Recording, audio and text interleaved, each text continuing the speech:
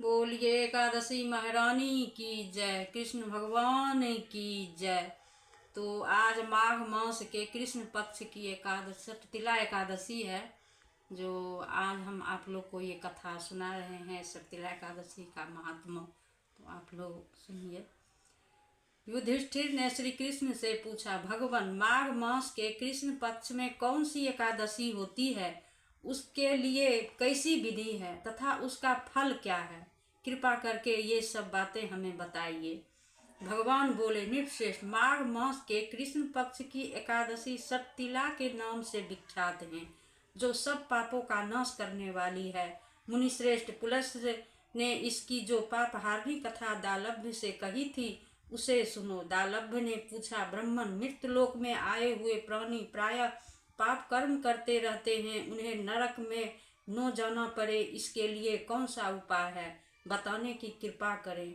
पुलस्त्य जी बोले, महाभाग, माघ मास आने पर मनुष्य को चाहिए कि वह नहा धोकर पवित्र हो, इंद्रिय संयम रखते हुए काम, क्रोध, अहंकार, लोभ और चुगली आदि बुराइयों को त्याग दे।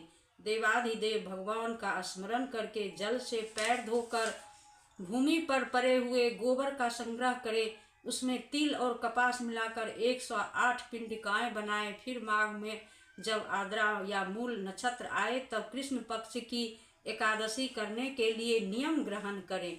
भली भांति स्नान करके पवित्र हो शुद्ध भाव से देवाधिदेव श्री विष्णु की पूजा करें। कोई भूल हो जाने पर श्री कृष्ण का नामोच्चारण करे।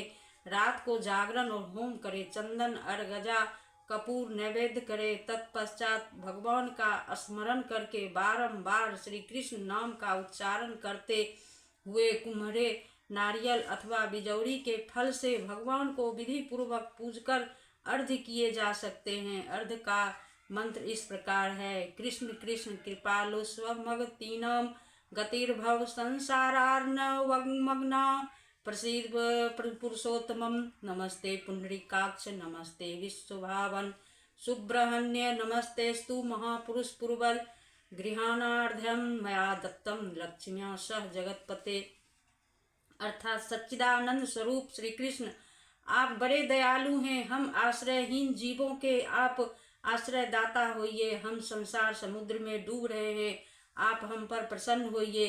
कमल नयन, विश्व भावन, सुब्रह्मण्य, महापुरुष, सबके पूर्वज, आपको नमस्कार है। जगतपते, मेरा दिया हुआ अर्घ आप लक्ष्मी जी के साथ स्वीकार करें। तत्पश्चात ब्राह्मण की पूजा करें, उसे जल का घड़ा, छाता, जूता और वस्त्र दान करें। दान करते समय ऐसा कहें, इस दान के द्वारा भगवान श्री कृष्ण मुझ पर प्रसन्न हो। अपनी शक्ति के अनुसार निष्ठ श्रेष्ठ ब्राह्मण को काली गौ का दान करे। द्विज श्रेष्ठ विद्वान पुरुष को चाहिए कि वह तिल से भरा हुआ पात्र भी दान करे। उन तिलों के बोने पर उनमें से जितनी शाखाएं पैदा हो सकती है उतने 1000 वर्ष तक वह स्वर्गलोक में प्रतिष्ठित होता है। तिल से स्नान करें, होम करें, तिल का अवटन लगाएं, तिल मिलाया हुआ जल पिए, तिल का दान करें और तिल को भोजन के काम में ले।